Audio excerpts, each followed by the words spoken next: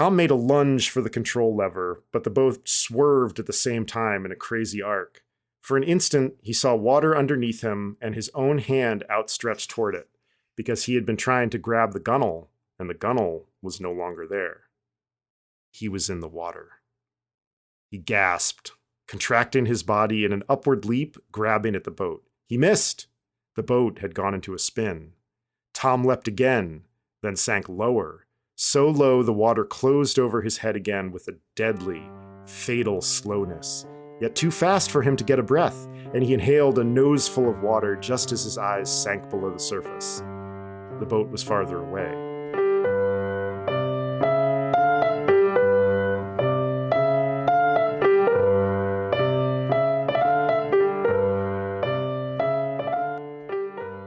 Hey, it's Jesse Dukes, and welcome to the third episode of Upper Middlebrow. If you're new here, me and my friend Chris Bagg will be talking about the 1955 Patricia Highsmith novel, The Talented Mr. Ripley. The next two episodes were part of our piloting process, and we were still working out our format and our approach as we recorded them, but we think it's a good conversation. Before we get into it, a few things I want to tell you. One is we're doing a promotion. If you own a bookstore or a writing center or work for one or a literary zine or something like that, if you share our podcast with your community in a social media post or newsletter, however you do that, screen cap that, send it to us, and we'll bake in a promotional spot for your thing in an episode. We'll do that with the first 5 that we get. And if you're new to the show, Chris and I are going to kind of ramble and catch up for about 6.5 minutes before we get into the discussion of the book, The Talented Mr. Ripley. We're going to talk about salt pigs, the Queen Mary, preserved limes. We think it's a fun, charming conversation, but if it's not for you, skip about 6.5 minutes from right now to get to the book. And finally, quick fact check. The Queen Mary is anchored in Long Beach, not San Diego. I knew that. I was there a year ago. I just said the wrong city. Embarrassing. Anyway, let's get to the show. After a little bit of this lovely bird song from Lexington, Kentucky.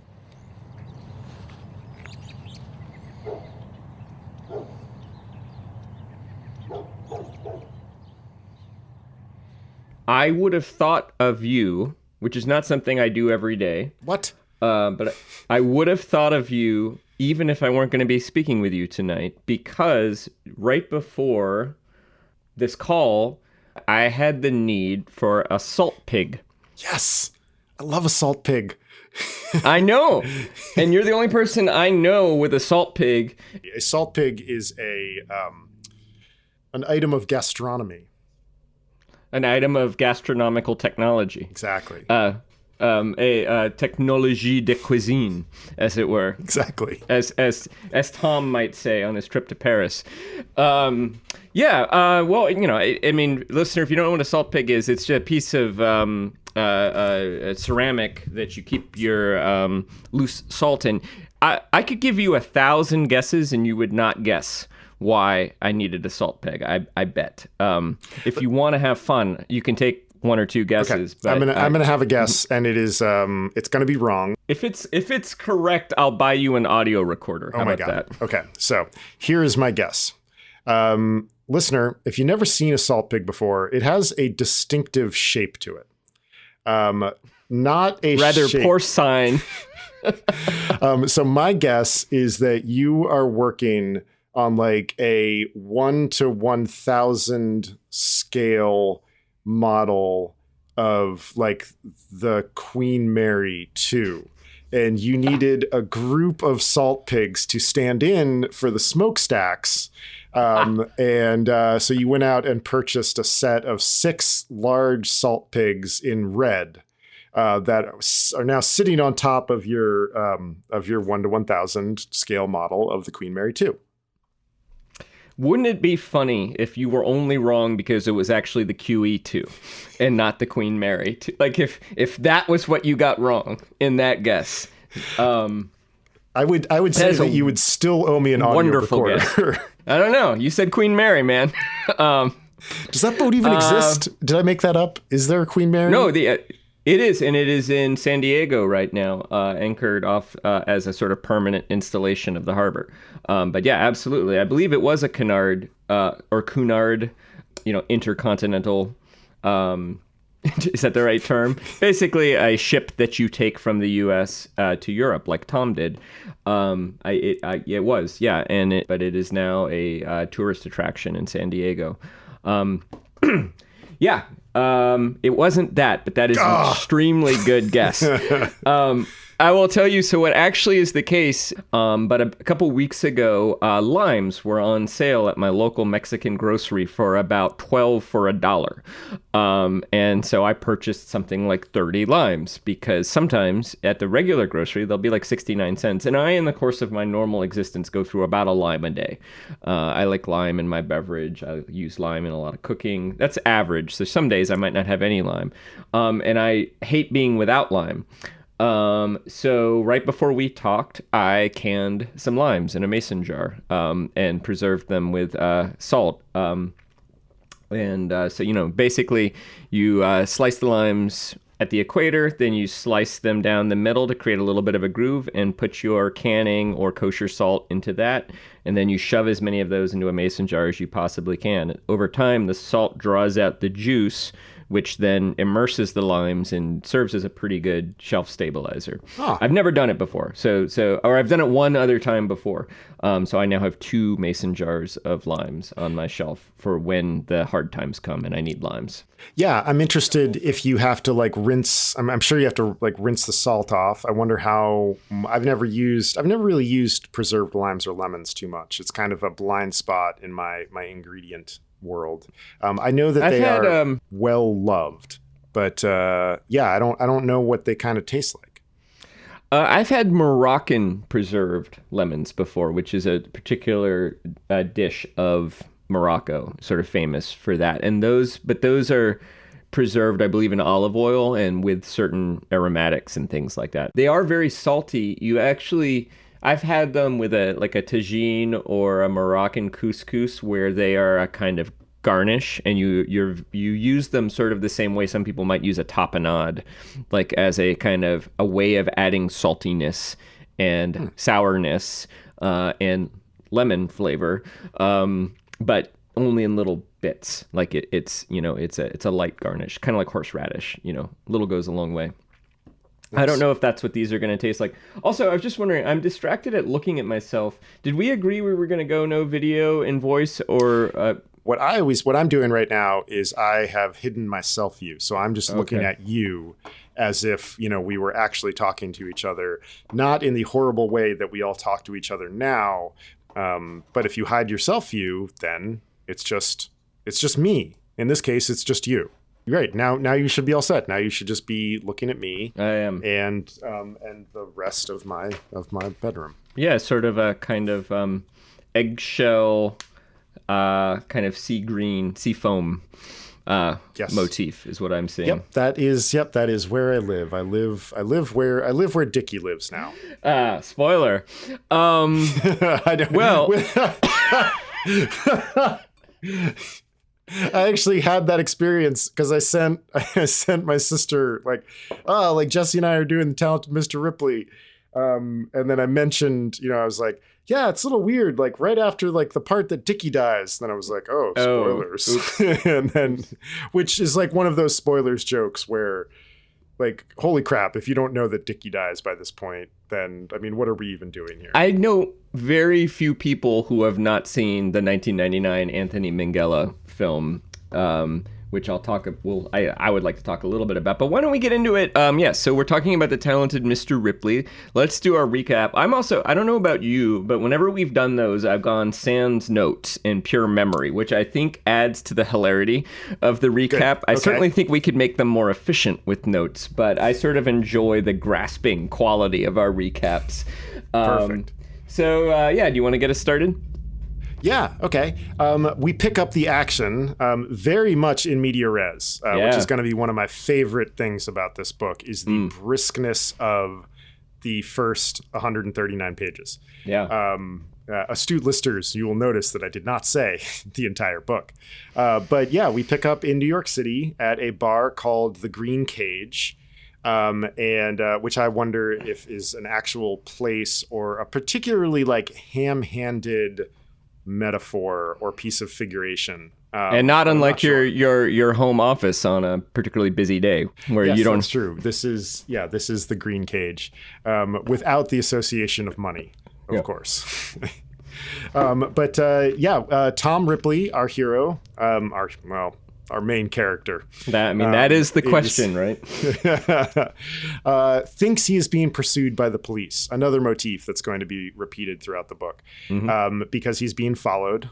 He leaves the green cage and goes to another bar called Raoul's, where in fact he is being followed by kind of a middle-aged, balding man who introduces himself as Herbert Greenleaf and needs a favor from Tom. Herbert Greenleaf's son, Dickie, has, in the way of mid-century scions of wealthy shipping magnates, has kind of fucked off to Europe, where he is fucking off trying to be a painter. And Mr. Greenleaf this is why you don't give your son a trust fund, basically. Exactly. You lose your power to control them. So all of you... listeners, any of you thinking about providing your children with trust funds, read this book. Yeah, bad things happen. So they talk for a little bit, and at first Tom really just wants to get away from Mr. Greenleaf, but then begins to suspect that he could actually get something out of Mr. Greenleaf. And kind of warms up to him a little bit and agrees to meet Mr. Greenleaf and his wife at the Greenleaf apartments in the next few chapters. And Mr. Greenleaf thinks that Tom could go to Europe and fetch his son Dickie back. And so Tom considers this, and he pretends to consider it. He's actually very excited about it because I think one of the themes of the first couple of chapters is Tom is rather unhappy, and he's also not doing very well financially, and he's worked a series of dead-end jobs. He's in his early mid-20s. He's in New York. He wanted to be an actor. He's not succeeding at that. He's also kind of does not like his social circle. He has friends, quote unquote, but he seems to despise them and have contempt for them. He just seems generally unhappy. And so he sees this trip to Europe as maybe a way to kind of change the momentum of his life. And Mr. Greenleaf is going to pay his way and give him a handsome allowance, $600, which is about $7,000 in today's money. I looked it up. So Tom eventually, after meeting with the Greenleafs a few times, decides to take him up on this offer, even though he's not at all sure whether he can convince Dickie Greenleaf to come back. He also, I believe, developed some genuine affection for the Greenleafs, Herbert and the wife, who is very sick, and whose name I don't remember. And I think we learned that Tom's parents are dead, and one has the sense that Tom maybe wishes he had loving parents like the Greenleafs too. And so Tom is going to set out on this trip. He says goodbye to his one sort of platonic female friend whose name I don't remember, who he seems to Cleo, right? Cleo, who he seems to genuinely actually, I think the only person in this book who Tom seems to actually like, and then is about to depart, but goes to his stateroom on the ocean liner and finds that a bunch of his sort of no good friends have found out that he's leaving and have invited themselves to a party on the liner, which he finds very annoying because he is trying to break free of their influence. But eventually the bell rings, passengers are made to leave, and he sets off for Europe. He sails to Europe. Getting on a boat is really kind of a heavy lift for Tom, who is terrified of water and does not swim. Which is a very important piece of character development that will come back later on.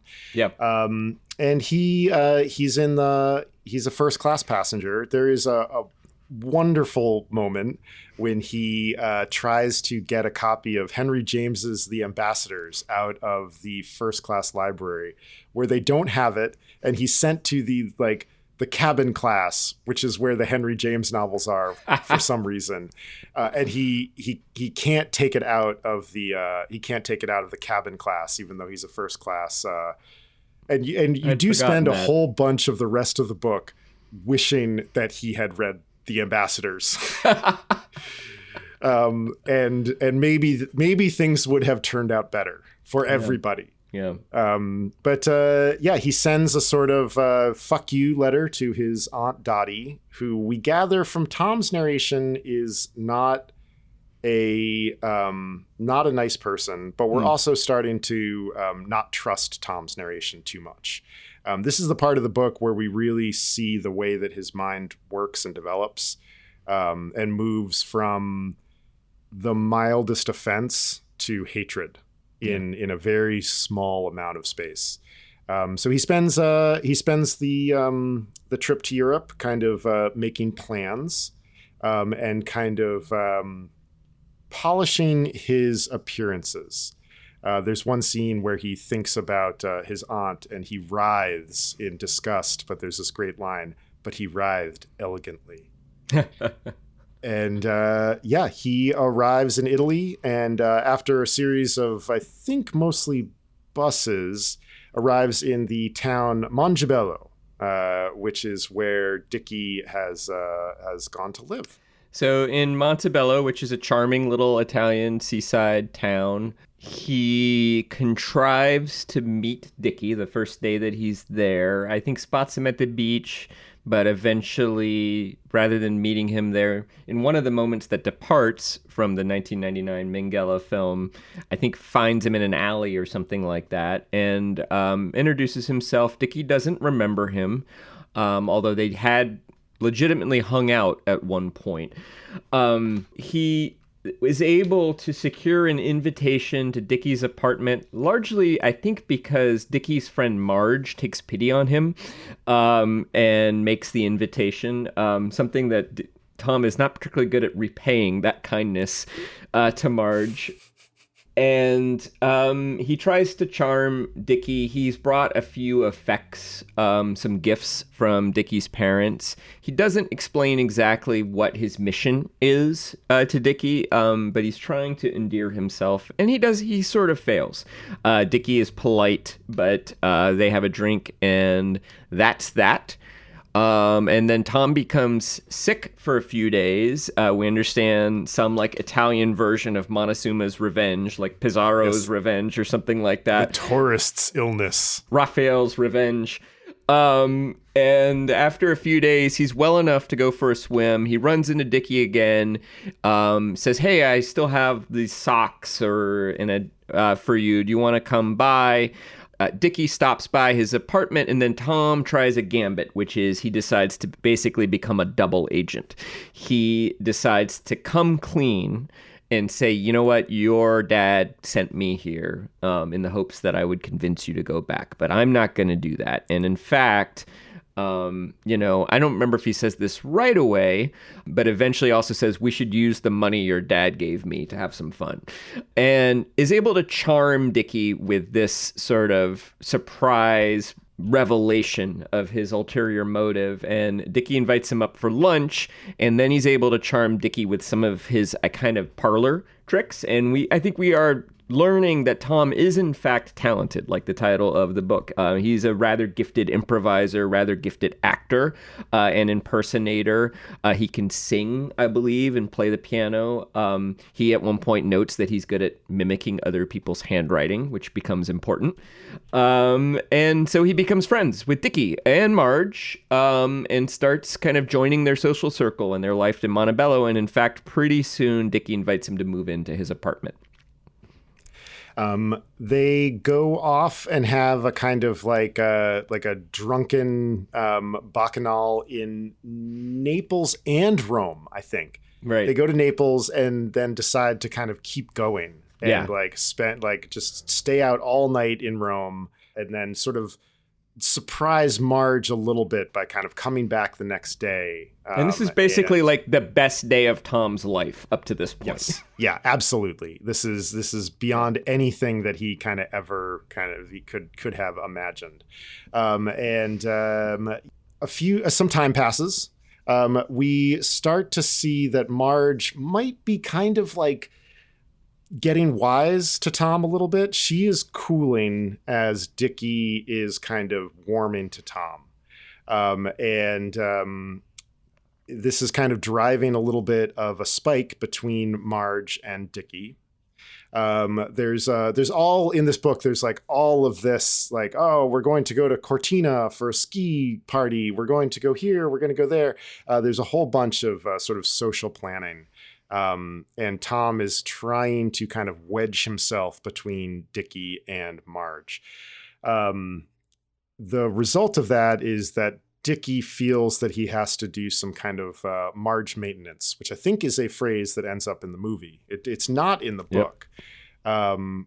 Tom kind of like sneaks up to Dickie's house, to Marge's house, and sees Dickie and Marge kind of lightly embracing. Like there's some pecks on the cheek. There's nothing like in flagrante, nothing like that. But it infuriates Tom.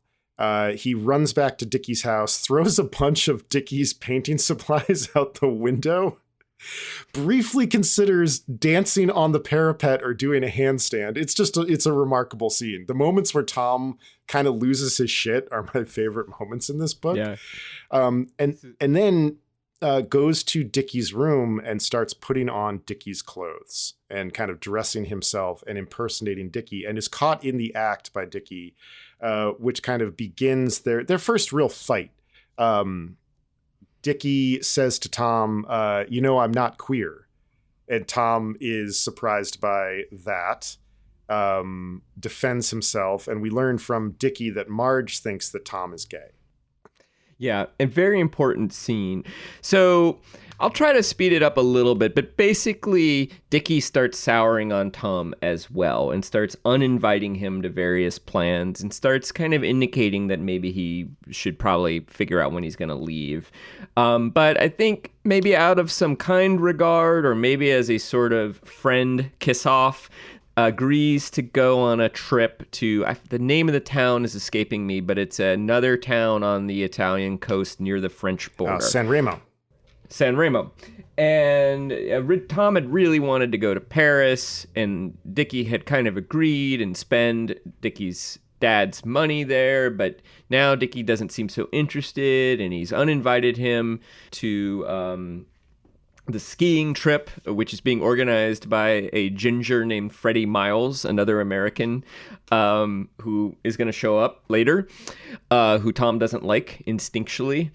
And so they do go to San Remo. They spend a day in Nice. This is interesting. Dickie says something kind of homophobic about some performers there, which Tom was enjoying. We're like circus performers or acrobats, and Tom is offended by that a little bit. And around the time that he takes offense to that, he's also kind of realizing that Dickie is freezing him out and he might not be welcome very long in Montebello. Also, I should say earlier, he was kind of fired by Dickie's dad. Dickie's dad writes a letter that basically says, yeah, I'm not going to give you any more money, and I think your trip to persuade my son to come back to America has failed, despite Tom's efforts to kind of string him along and say, oh, I think it's going pretty well, maybe in the hopes of getting a little more money out of the old man.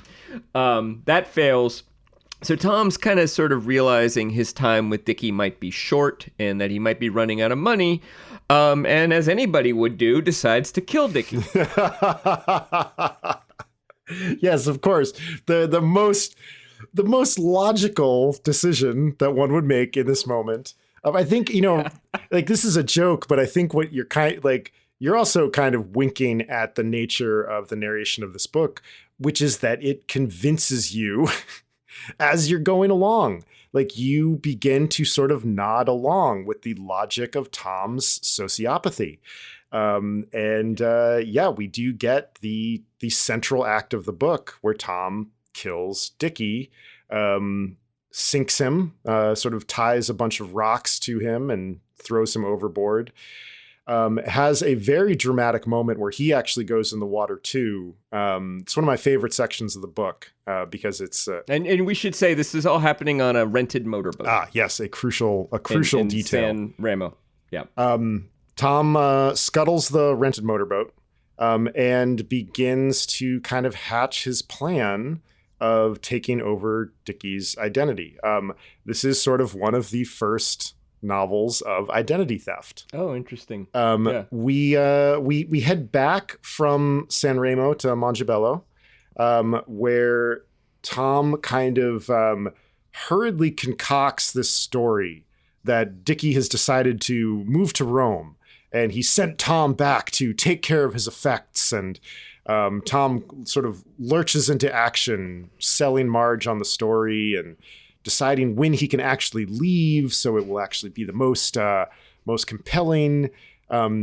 He begins selling Dickie's furniture and puts the house on the market, and then sods off to Rome, where it does seem like things are going great for a little bit. He goes to some parties. He goes to France, where he truly wants to go. Gets himself invited to some parties. And does pretty well at the parties, and really imagines that he has kind of launched himself into this new chapter of existence, and that everything is kind of going along swimmingly, and he's just going to take over Dickie's entire identity, no problem, which is ruined by the arrival of Freddie Miles in his apartment in Rome. And I think a couple things I'll just add to that is, he's stealing the identity in the sense that he's cashing Dickie's trust fund checks. He's also stealing the identity in the sense that he's writing letters to Marge as Dickie and sort of very slowly breaking up with her, and also writing letters to his parents as Dickie. But he's also, from time to time, impersonating Dickie's identity by going out in public as Dickie. And we're given to understand that they resemble each other somewhat. And actually, some of my favorite passages in the first half are Tom's sort of musings on what it takes to steal somebody's identity, which, you know, he says has more to do kind of with posture and bearing and attitude than, you know, likeness. And he also talks or thinks a little bit about the challenges of, and tries to prepare himself for turning back into Tom Ripley from time to time. Say when he encounters somebody who knows Dickie Greenleaf and Tom Ripley and knows that he is not, in fact, Dickie Greenleaf, but is in fact Tom Ripley. And actually, just such a person shows up unexpectedly at his apartment in Rome, which is supposed to be Dickie's apartment. Tom answers the door, and there is Freddie Miles, the American ginger, who is offended and hurt that Dickie didn't show up at Cortina for the ski trip. Of course, it wasn't Dickie's fault. Dickie was underwater dead. And is trying to figure out what's going on, and he's perceptive, and he starts to realize something seems amiss, and he seems to realize Tom has claimed that he's not staying in the apartment, but merely visiting for a few hours, and that Dickie is out somewhere at some cafe, and Freddie really ought to just go find him there. And Freddie's not really buying this and senses something is not quite right. But then leaves, but then in the foyer of the apartment has a conversation with the Italian housekeeper, landlady, who says, no, Dickie Greenleaf's up there. I don't know about any Tom Ripley. The only person who's ever here is Dickie. And that makes him extra suspicious. So he comes back in. Tom does some quick calculation of what his options are in this moment and decides to brain Freddie Miles with an ashtray. And then I believe the rest of that chapter is devoted to how he's going to get away with that particular murder. And I think that takes us to the end of our section. Yep. I just realized something, that there's a little echo back to Snow Crash towards the moment of Hero cutting off the redneck's head, with the same, what else could he do? And that's essentially like, Tom does go through that and realizes that the only option is to kill Freddie Miles with a heavy crystal ashtray. I gotta say, one of my favorite things about this book is the details of the prop service, and just the loving and very obvious attention to like verisimilitude of just equipment, like the trappings of this particular social class that Highsmith I mean, like, I didn't live through it, but she invests such care in the details. which is what Tom says you really need to make a story fly. And I just love all of the stuff. It's funny. I listened to this one. There is a very funny Anthony Lane profile of Ian Fleming, the author who wrote the James Bond books. Don't worry, readers. Lower middle brow, the Ian Fleming James Bond novels. I would say, yeah. But Anthony Lane does a sort of investigation of one of the first chapters of a Bond novel, which reads almost identically to some of the passages where Tom kind of considers what he's going to wear and what he's going to eat that afternoon. And in Anthony Lane's description of it, some wonderful end of the paragraph where it's like, one doesn't wonder so much as to what dastardly plot 007 is going to be solving this time, but whether or not 007 is gay. Which is a question one might wonder about Tom Ripley. What's interesting is I love the idea of Tom Ripley as the literary James Bond. If you think about it, one of the sort of, we were talking about literary, that category, and generally when people are defining literary, that one of the things they'll talk about is less interest in plot and more interest in character, right? James Bond is a commander and a spy. Tom Ripley doesn't have that kind of international machinations motivating him. His own jealousies and ambitions are enough to motivate the same kind of murderous behavior that James Bond engages in. He doesn't need Her Majesty to put him up to it. He has his own majesty to put him up to it. His own towering sense of self, which I really, the reason I say that is I really think that's what this book is about. And that's not, I mean, that's an obvious one. I mean, it's a book about like a sociopath. Yeah, I developed a theory just this morning that's slightly different. I think the two theories could be overlaid on one another. But I hope to get to it today. Nice. Well, so my first question to you is, are there any likable characters, say, apart from maybe Cleo, in this entire book so far? Mrs. Greenleaf.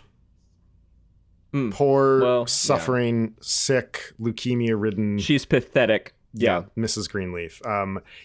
Pathetic is better than likable. She certainly has pathos, and she's inoffensive. She, which is more than I could say for I think just about every other character. I know. I was just about to say, like, that is high praise in this book.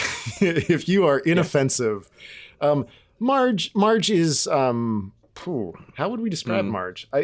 Marge is kind of neutral.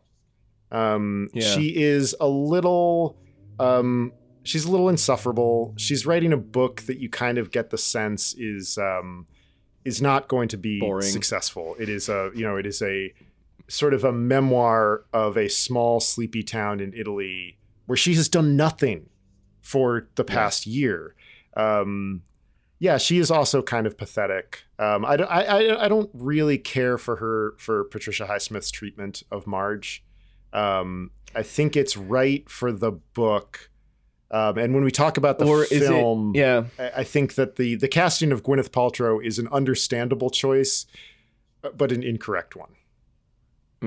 Well, that's another thing, and maybe we can answer this question in the next episode. I went into this reading of this with the belief that as much as I do think this is a very good book, I think the film is the greater piece of art.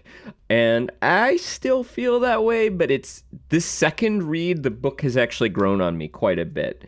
And I think part of it, and the reason I asked you about likability, is that I've read some of the latter books in the Ripleyad. There were 5 of them in total. And I believe Tom becomes a much more likable character in the latter books. He's still a murderer, but he doesn't really do it to anybody unless he really has to. He doesn't premeditate it in the way that he does with Dickie in this case. And also the Tom in the latter books is a little more self-realized and has less to improve, and so is capable of kindness in a way that this Tom, of this book, he's not very kind. He has moments of kindness, and it seems like he has moments where he does become concerned about the feelings of somebody around him. But there is a moment even where Dickie is scolding him for how he treats Marge, and Dickie says something like, even when you're being kind to her, it's clear that you don't like her. And Tom says something, I'm sorry. And then in the narration is, and he meant it. He was sorry. And basically he was sorry that he didn't do a better job pretending that he didn't like her. It never occurs to Tom that he might actually regard or care about Marge. Maybe it relates to my second question, which I might just skip to, even though I know you have another thought in there too, which is I do think one of the things that Patricia Highsmith is considered a master at is making readers kind of pull for somebody doing something terrible. And I don't know if you feel this way or not. I did not agree with Tom's decision to murder Dickie, but then, and certainly the first time I read this book, I kind of was hoping he would get away with it. That's also, she wrote Strangers on a Train, and that has a sort of similar situation where a character does a bad thing, but you kind of hope they get away with it. And I'm wondering, I don't know, A, Chris, do you feel that way? Are you kind of hoping Tom gets away with it? And B, if the answer is yes, is it because there is something likable about Tom in spite of all of his flaws, or is it just simply that we tend to instinctually identify with the protagonist? I think that's a great pair of questions, and I think you're right that part of this is we do kind of identify with the protagonist, and it makes me think that Patricia Highsmith was just like sitting at her typewriter writing this book, two middle fingers like raised aloft to society, being like, oh, you think you're gonna you're gonna like this narrator. I'm going to force you into his shoes, because that's what happens even in a limited third person novel, and I'm going to play with you as he continues to do worse and worse things. And then I am going to let him get away with it, and which is not a spoiler. There are more Tom Ripley books, none of which are Tom Ripley in prison. Yeah, and you're gonna like it when he gets away with it. Oh God, I did not. I'm glad we disagree on this one. I hate this character. I don't know if I am layering like some recent experience on top of this or anything like that, but. I really, really could have, I could have stopped after a few pages after Freddie's murder. Because really for me at that point, and we'll talk about this more, when we do the second half, everything, all of the plot points are done. This is a mystery novel where everything happens in reverse. We are in the character of the villain. We know what happens the whole time. And the unfolding mystery is this kind of like, will he or won't he? And just after the second or third time that he kind of puts a plan into motion and sort of skates by the skin of his teeth, I begin to suspect that he is in fact going to get away with it. And I am actively cheering against him. I find the Tom of the novel utterly loathsome and a terrifying person. And I can see why in adapting the novel to the movie, they were like, oh my God, we can't do this. We have to cast Matt Damon, who is, there's, a bunch of people who have played Ripley, all who I think are well suited to it, including John Malkovich, who is also a very good person to do for this. I just hate Tom Ripley. Yeah. I mean, I think part of the reason that the movie is the better work of art is that Matt Damon's Tom Ripley, and also just by the way, this movie has Matt Damon, Jude Law, Gwyneth Paltrow, Cate Blanchett, and Philip Seymour Hoffman. All in the very early years of their career. But part of the reason to me that the movie is the greater work of art is that Tom does not plan to kill Dickie.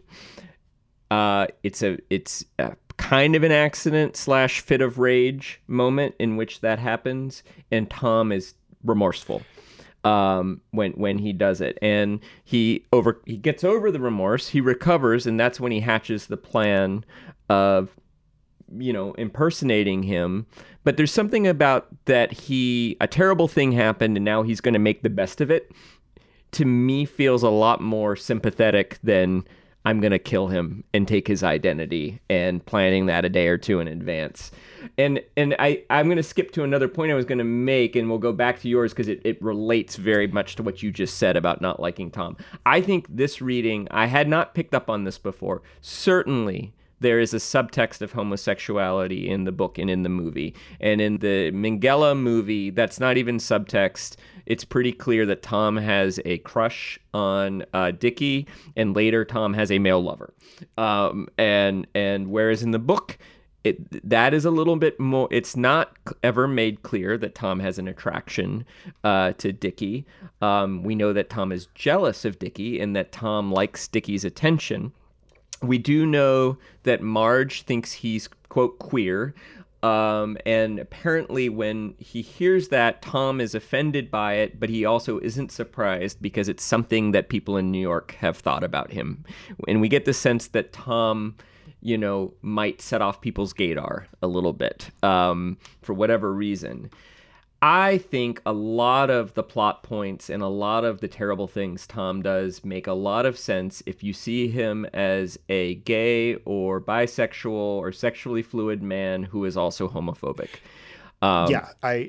Same. He's closeted in an angry way. He's closeted in an angry way. He can't really admit his attraction to himself. So that, when Marge says he's gay and he denies that, and then Dickie's angry at him, he's embarrassed horribly because on some level he knows that that's true. When Dickie insults the acrobats, and describes them as being sort of like fairies or something like that, Tom is offended by that, and that is the moment he decides to kill him, and that is a decision of a rejected lover. It's the decision of someone who's been romantically rejected, I think, in that moment.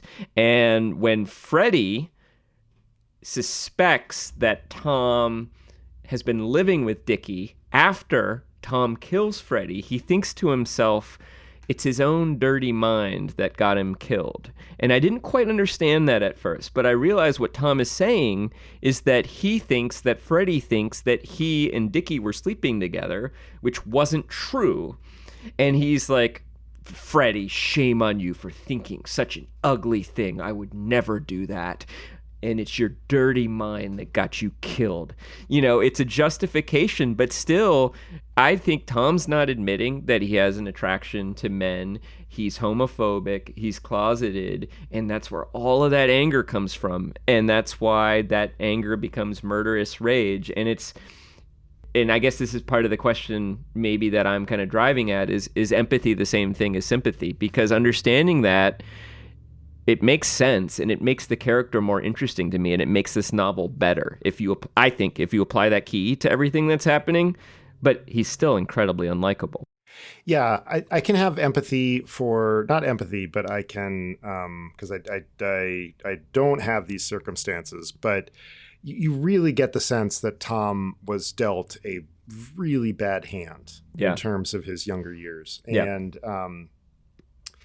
which is not to say that is an excuse, but like a pretty toxic like grouping of circumstances. His Aunt Dottie also suspects that he's gay and calls him a sissy from the ground up, just like his father. Just a really abusive background. And so I can have some sympathy for Tom's pain. Yeah. I can have no empathy for what he decides to do with it. Yeah. And I think you're totally right about the movie that the when he kills Dickie in the movie, it's a crime of passion.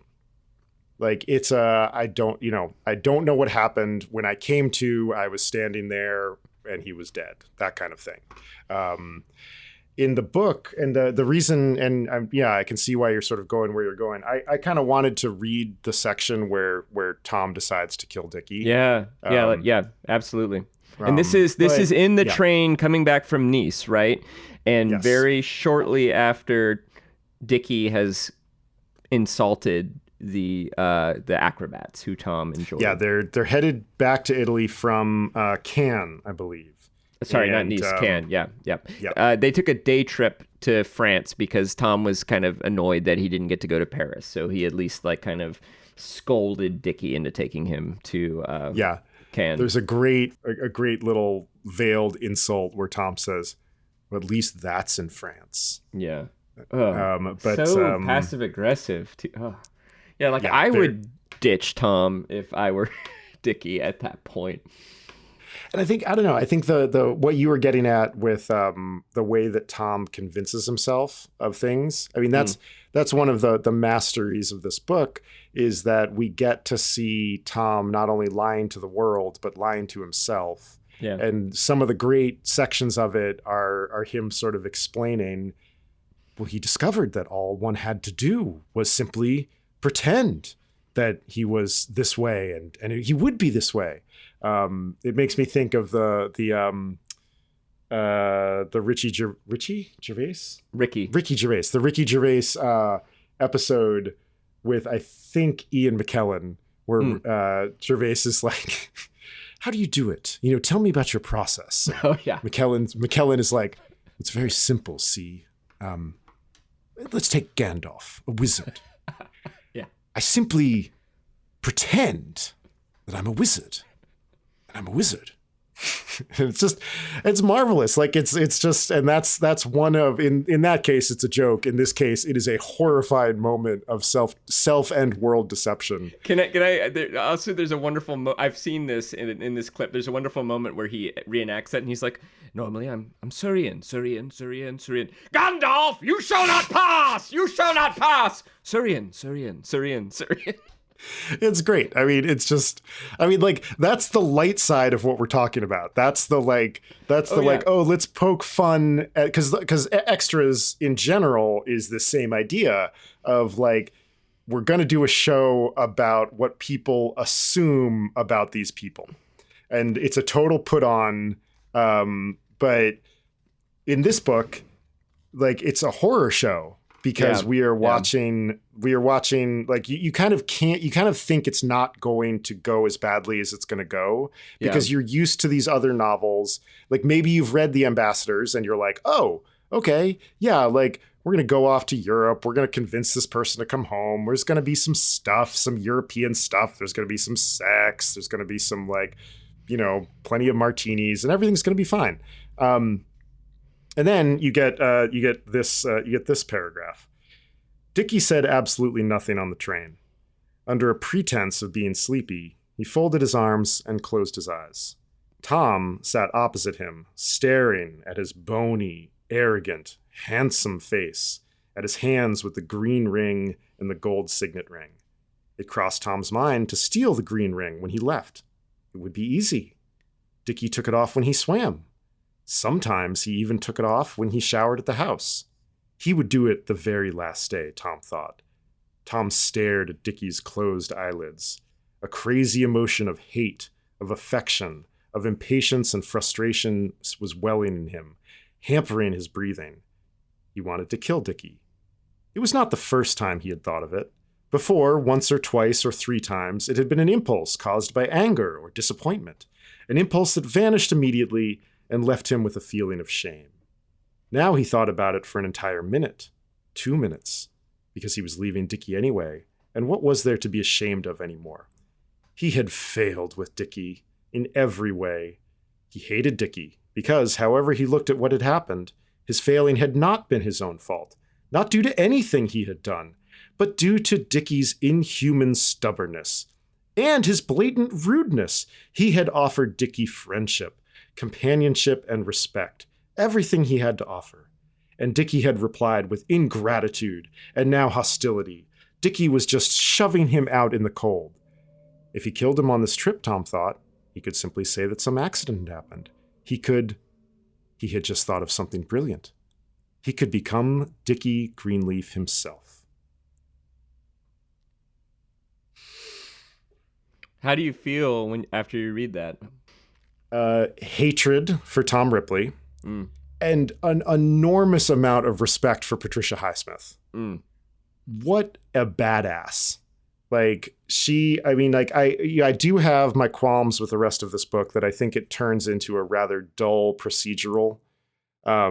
We know everything that has happened, and it's sort of like we're in different seats. Like the second half of Snow Crash and then the second half of this book. I think I'm a little bit less enthusiastic about the second half of this book. I'd be interested to hear what you have to say. But these 40 pages from when he conceives of killing Dickie and then when he kills Freddie Miles, I couldn't stop. I couldn't put it down. I was like, this is an amazing book. It deserves more respect. She deserves more respect. Just the way that she just walks you down the staircase of Tom's malice and malevolence is really masterful. You are right there alongside Tom's thoughts and narration, and the spell creeps over you as you're doing it. You begin to feel convinced. The trick of this book that I just find remarkable is that Tom is fooling himself, and Tom is fooling the world, and Patricia Highsmith is fooling you, the reader. Yeah. I heard or read recently a description of Patricia Highsmith by one of her biographers that was Tom Ripley without the charm. Which, take away Tom's charm, and what does that leave? I do believe that she was sort of a famous misanthrope, but also I think she was charming at various times in her life. I agree. This Ripley is very unlikable, and in this reading it's sort of irrelevant because I already know what's going to happen, so I'm just kind of reading for the character. I do find him very unlikable. I think, though, the first time I read this or I watched the movie, there's a difference here. Major difference between the film and the movie. The thing that you just read does not exist in Anthony Minghella's 1999 film. And there's a big moral difference there, even though the effect is the same. So somehow for me, watching Tom fool all of these kind of foolish rich people and even steal their identity is kind of fun, because I think I can relate to Tom's feeling of being every bit as talented and smart as some of the people around me who are maybe wealthier or luckier, especially when I was younger and sort of struggling financially. I can relate to that. And so the parts of the book, and this is the latter half of the book that we haven't read yet, but kind of starting here where he's taking Dickie Greenleaf's personality and he's lying to these rich people and he's stealing their world from them, to me doesn't bother me so much, because I find people like Dickie and Freddie so repugnant in their self-confidence that they deserve this fabulous lifestyle that they have done absolutely nothing to earn. And so even though Tom is kind of annoying and a hanger-on and a mooch, is Dickie any better for just being a, trust fund kid with pretensions of painting who shares a little bit of his good luck with Tom until he gets bored of him and then casts him off? Tom shouldn't have murdered him, but if you could somehow have all of Tom Ripley's deceptions and intrigues without the murder, I think I would be perfectly fine with it. And maybe that's part of why I find my sympathies reluctantly lingering with Tom throughout the book, even though he does not deserve them morally. I acknowledge that. I find myself, when I think about the characters in this book that are not Tom, remembering the aphorism, like, never ascribe to malevolence what you can ascribe to incompetence.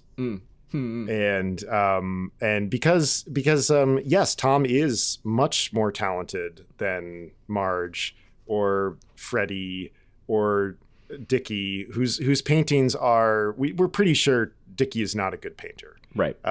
We know enough about Tom's sense of taste to realize that Dickie is not talented and won't ever make it as a Marge perhaps could be a good writer in 20 years, maybe after she has to overcome her grief at losing the love of her life and actually has some, experience to write about. Marge doesn't seem that stupid. She actually seems kind of insightful. She just strikes me as having potentially nothing to say. But I can't get past the fact that Tom decides to kill people.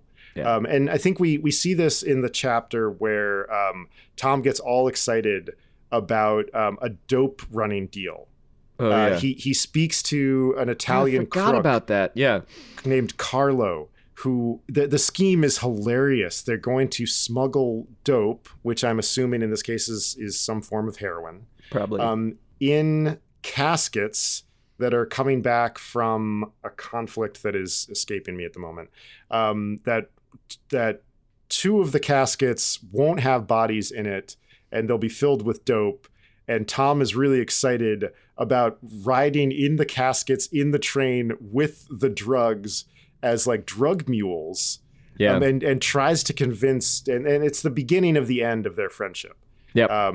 Because yes, Tom might be a hanger-on, but if you were hanging out with somebody that you just met a few weeks ago who suddenly tried to convince you to take part in a drug-running escapade and describe it as fun, then yes, your suspicions would probably be rising.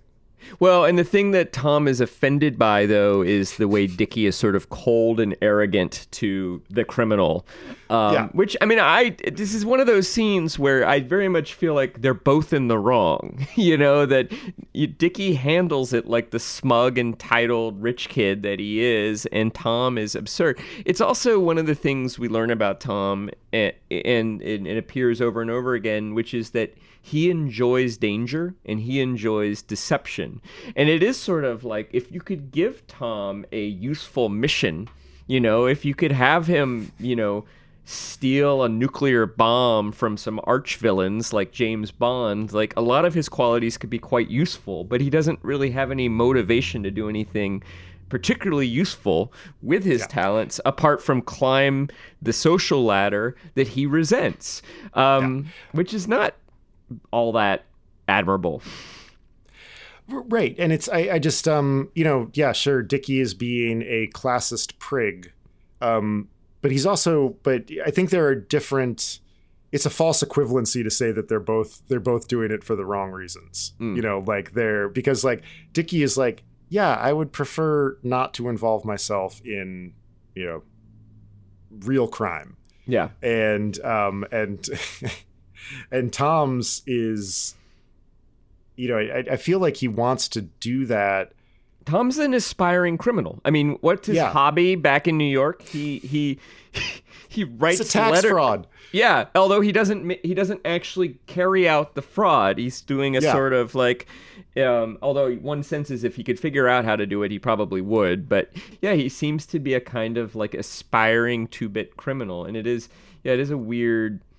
It is even kind of, you mentioned something last week about characters being inconsistent, and that his enthusiasm for that smuggling operation did seem even a little bit beyond the pale for Tom, I thought, like ill-considered judgment. And it's interesting how quickly he gets over it. I think there's a good reason why he gets over it. I think it's one of those moments where you are enamored romantically with someone and you lose your shit a little bit. Yeah. And you're like, oh, it's going to be great. We're going to go for like a hike and there's going to be a sunset and we're going to, it's just like, and you get so, you completely drink your own Kool-Aid about. And they're like I don't like hiking. Or just like, you've gone too far. Yeah. Like, and, like, sure, maybe they like hiking, but they're like, well, like, wow, like the banana outfit seems like a bit much. And, or whatever, like completely over the top thing you've layered on top of your idea for a date. And then later on, I think a normal person, and actually Tom does too, like sort of like the ardor fades a little bit and he's still mad at Dickie, but still, like you said, for the wrong reasons. And I think I think he's excited about an opportunity to share an experience with someone that he loves. Yeah. And it just kind of gets away from him a little bit. And then once that cools off a little bit, I think it is a consistent aspect of character. But again, like Highsmith, I think she does an amazing job of making the inconsistencies of her characters consistent. Mm-hmm. Mm-hmm. I adore her now as a character writer and a descriptor. And I think she actually is not awesome at plot. Oh, interesting. Yeah, I think I would agree with that too. And maybe we can talk about this next time because I think that Tom gets away with things a little too easy in terms of plot too. And I think that's part of the problem. You have an observation, you alluded to this earlier, but do you want to go into more detail about Tom in control versus Tom out of control? Yeah, I mean, I think we don't get a lot of moments in the book where Tom is out of control. There's the section where he runs home from Marge's and throws art supplies out the window and thinks about doing a handstand, which is sort of it's like the prefiguring of the killing. Yeah. So listener, Tom has just killed Dickie and thrown his body, has just managed to get his body overboard. But he has kind of miscalculated as to both the weight of Dickie's body getting it over the gunnel and the weight of the stones that he has attached to Dickie's legs. So Dickie does go over the side, and really, like, that's it. That's the last time we really get any description of Dickie. It's like Dickie went over, and that's the last we hear of him. But Tom loses his balance and falls against the tiller of the boat. Tom made a lunge for the control lever, but the boat swerved at the same time in a crazy arc. For an instant, he saw water underneath him and his own hand outstretched toward it, because he had been trying to grab the gunnel, and the gunnel was no longer there. He was in the water. He gasped, contracting his body in an upward leap, grabbing at the boat. He missed. The boat had gone into a spin. Tom leapt again, then sank lower, so low the water closed over his head again with a deadly, fatal slowness, yet too fast for him to get a breath, and he inhaled a noseful of water just as his eyes sank below the surface. The boat was farther away. He had seen such spins before. They never stopped until somebody climbed in and stopped the motor, and now in the deadly emptiness of the water he suffered in advance the sensations of dying, sank threshing below the surface again, and the crazy motor faded as the water thugged into his ears, blotting out all sound except the frantic sounds that he made inside himself, breathing, struggling, the desperate pounding of his blood. He was up again and fighting automatically towards the boat because it was the only thing that floated, though it was spinning and impossible to touch, and its sharp prow whipped past him twice, 3 times, 4, while he caught one breath of air. Again, what are your reactions to that passage? For anybody who has been in a real moment of extremis, of like, and you and I are both surfers and have spent a fair amount of time in a washing machine, in some cases probably only 2 or 3 feet underwater, but not knowing what direction is up and what's underneath us and not being able to see anything. Yeah. I remember once trying to go swimming off the shore of Cabo San Lucas, and the waves there, it's a very steep beach break, and the period is short. Yeah. So the waves are steep, they come quickly, and there's a lot of power. And they can if it's beach break, they can slam you right into the sand too. Yes, exactly. The period was short enough that I was having trouble coming up between waves because I was kind of duck diving, trying to get in just trying to swim back into shore. Oh, yeah. And I was only able to get, a part lungful before going through the washing machine again and just hoping that I was going to get washed a little closer to the beach. And I remember my breath getting very ragged. My heart was pounding pretty hard just because my body was working very hard to keep me going. And I think this passage he's such a thinker. And even in this passage, as he's losing control, he even thinks about, he has a memory of seeing spins like this before. Like his intellect can't turn off. But it's one of the few times where we actually see him completely losing it and being afraid. Like his interactions with the cops, there is a sense of pleasure and daring do for him. That is not present here. He is terrified of the water. That sentence, "he was in the water," gets its own paragraph, which I think is a really important piece of words on the page. Yeah. It is another piece of just absolutely lyrical brilliance of hers and character insight. It gives me the chills. And it's the last real moment that I feel anything for Tom in the book. Interesting. I agree that it's very well written, although I was also, after I read it most recently, I was like, why did we need that? Because the weight of what he's just done morally is so profound. Do we really need this suspenseful action adventure thing to happen? Yes, we do. Why? Because he doesn't feel anything for the horrible moral thing that he's just done, but he feels something for this.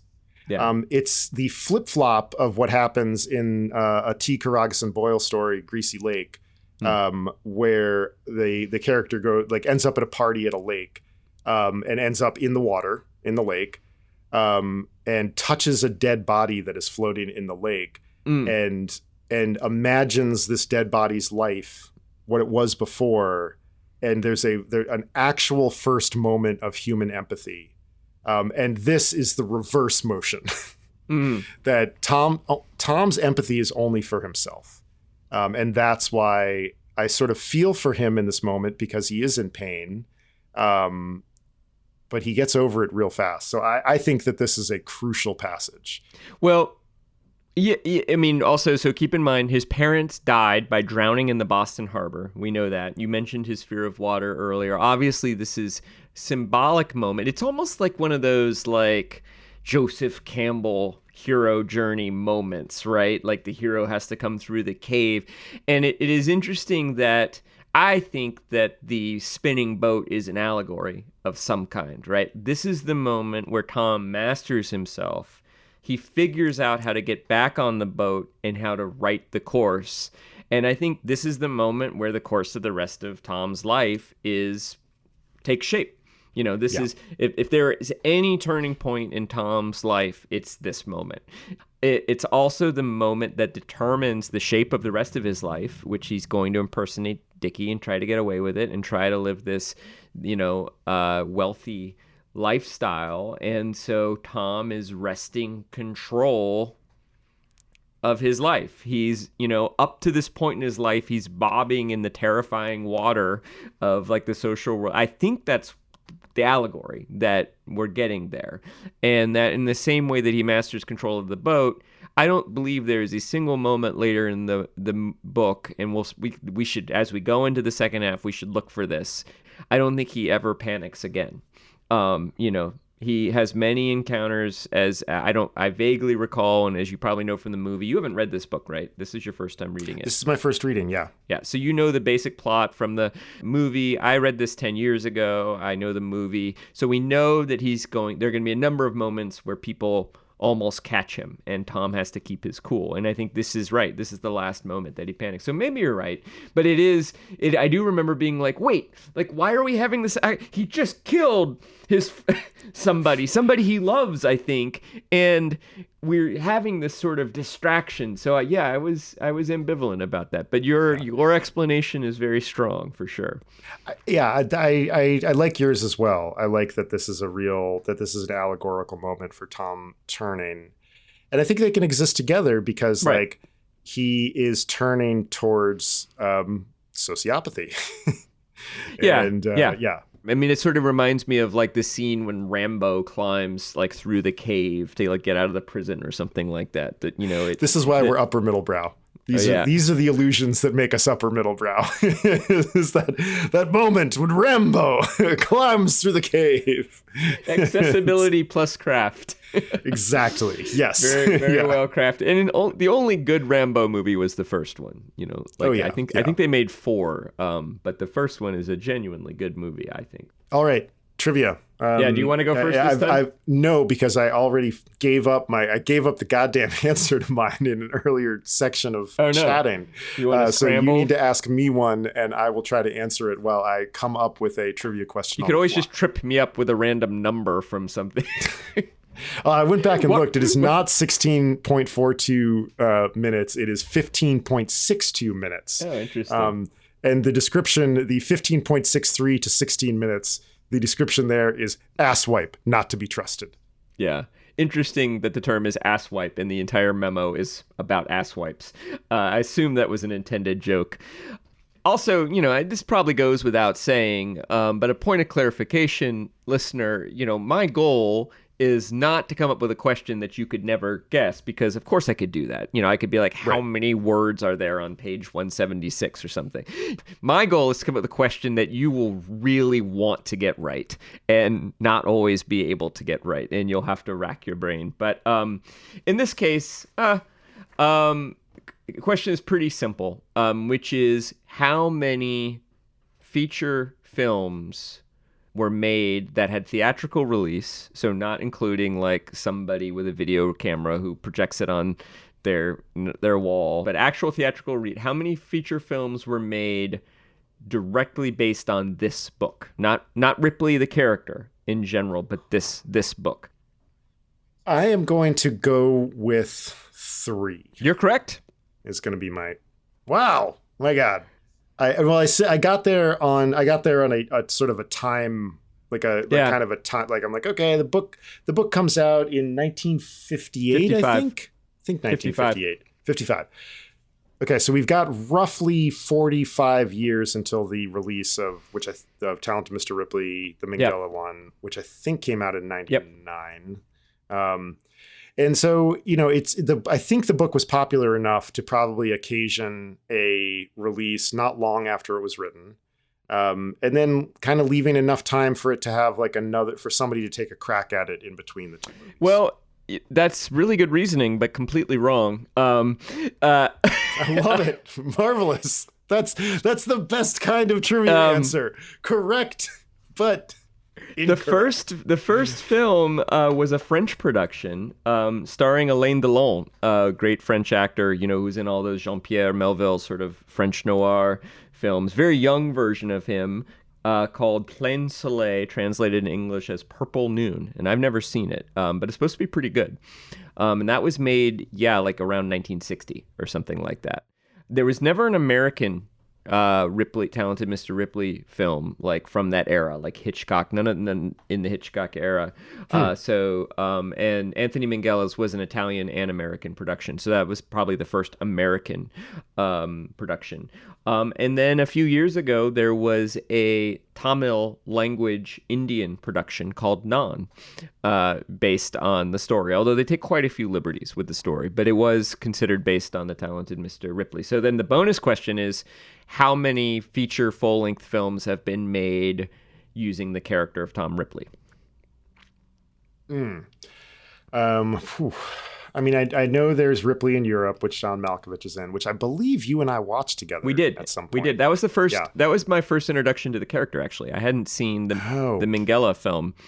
What an interesting way in. John Malkovich. My favorite part of that movie is him returning. He's about to leave a compartment and then turns back to his companion at the time. Yeah. Takes off his watch and says something like, "Oh, and take this watch because if I lose it, I'll kill everyone on the train." Yeah. And I was just like, perfect casting, everybody. Well, and I will argue, and we can maybe talk about this at a later date, that the later Ripley novels, he's a more likable character because he is more self-realized. He's actually a kinder person, but he also makes that kind of joke from time to time. Like, he kind of laughs at himself. Yeah.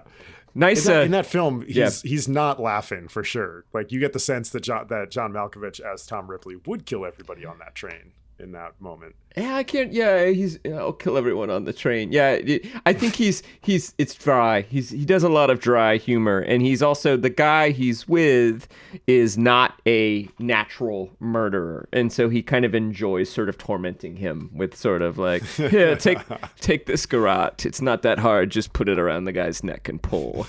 Sort of these like, how boring. But he's a very fun Ripley. Okay, I'm going to go with 11. Yeah, I wish. 6 is all I could find. And one of which I watched recently is quite good, a Wim Wenders film, German production called The American Friend, which is also based on Ripley's Game, which is the name of the one you were alluding to. There's one that I've never seen that looks really interesting, starring Barry Pepper, who is one of those actors you see in a lot of movies, memorably playing not very important characters. Got it. And I actually found the DVD and went ahead and ordered that. Cool. 6. As far as I can tell, according to Wikipedia, who knows? There might be others out there too. All right, I've got one for you. It's plot based, so you might have to rack your brain a little bit. Okay. But how does Tom explain when Dickie catches him in Dickie's clothing after Dickie comes back from hooking up with Marge? Yeah, I mean, the phrase that he uses is, "Oh, I was just amusing myself." But are you looking for more of an explanation than that? No, that's it. I mean, I think that's such a at that particular moment in the book, I think that's a really telling thing of Tom to say. We haven't gotten to conceiving yet of like actual crime, and everything for Tom is a game. Like, that's one of the things that's terrifying about him, is he does treat other people and this whole situation that he's in as something that is exciting for him. And I thought that was another nice line of Highsmith's. She's really masterful with stuff like that, I felt like. It's a creepy scene. It's a very important scene in the Minghella movie too. It's well done in that as well. And first of all, obviously it's foreshadowing what's going to happen, which is he's going to continue to impersonate Dickie with much higher stakes. Also, he's embarrassed. And so I think what's interesting about that phrase, "Oh, I was just amusing myself," is that it is both true, that is what he was doing, but it is also intended to mitigate his embarrassment. And he's saying it as, "Oh yeah, whatever, I was just playing around. I was just amusing myself. Like, don't worry about it, Dickie. I'm not a creepy guy who, is very jealous of you and also obsessed with you and maybe in love with you and also might murder you one day. I'm just, playing around. Nothing to see here." Nothing to worry about. So everybody, we will be discussing the second half of Patricia Highsmith's novel, The Talented Mr. Ripley, chapters 17 through 30, through the close of the book, where we've already given away that Tom gets away with it, but we get to see him contort himself in order to make that happen again and again and again. And at what cost to him does he get away with it? That's going to be exciting to talk about. I'm excited to chat about that. I'm curious as to what you think what he does lose. But yeah, do you want to tell our listeners how they can get in contact with us and how they can help us out? And this actually works. I tested it. BAGG at uppermiddlebrow.com or JPD at uppermiddlebrow.com. Also, thank you so much for listening. Last time, Chris Bagg, you told people to leave us a 5-star review, and that if you did, and I think I added the first 10 people or so to do this, we would read the review on the podcast. But I was wondering, is that only for 5-star reviews? Yes, only for 5-star reviews. Bad... Well, no, that's not true. I shouldn't say this. I feel like I'll read any review. If somebody wants to leave us a 1-star review, it's a show about criticism, right? In truth, we'll do the polls. Leave us a 1-star review. Oh my God, this is a terrible idea. No. Leave us an honest review. This is great. You're getting to watch the two of us like our conscience of like do the right thing, and then like also there's like an SEO side of us that's like, oh God, don't give us anything other than a 5-star review, because that's really going to just like, screw us right in the annals of history. Yes. That was a very funny phrase. Please leave us a 5-star review. We will read the first 10 reviews on air. And if you get the word phrase annals of history in there, we certainly will read it. Actually, how about this? If you want to leave us a 1-star review, how about not doing that and sending us an email instead and telling us what you think of the show? And maybe we can take your constructive criticism to heart. And we'll read it on the air, first 10. And Chris Bagg, thank you for doing this with me once again. And listeners, thank you so much. JPD, thank you for doing this with me. And I'm so excited to see what's next. See you next time.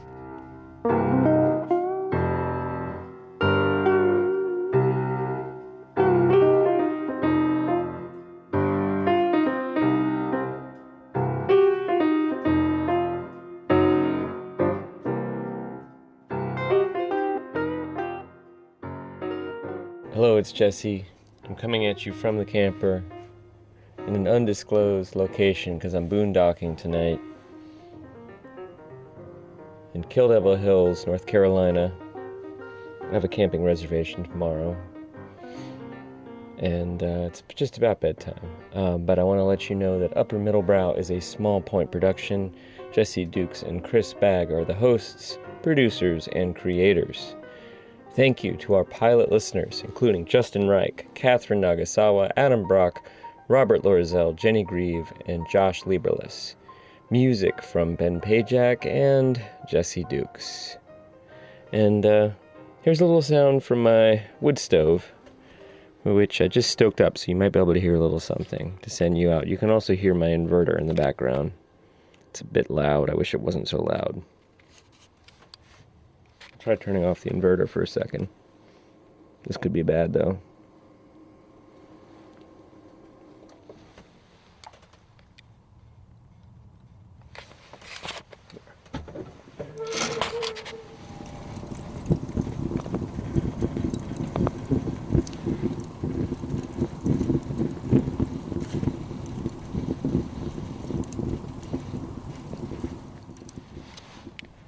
And my wind screen got a little bit scorched there, but I think you hear a little bit of that fire. Inverter back on. Thank you so much for listening.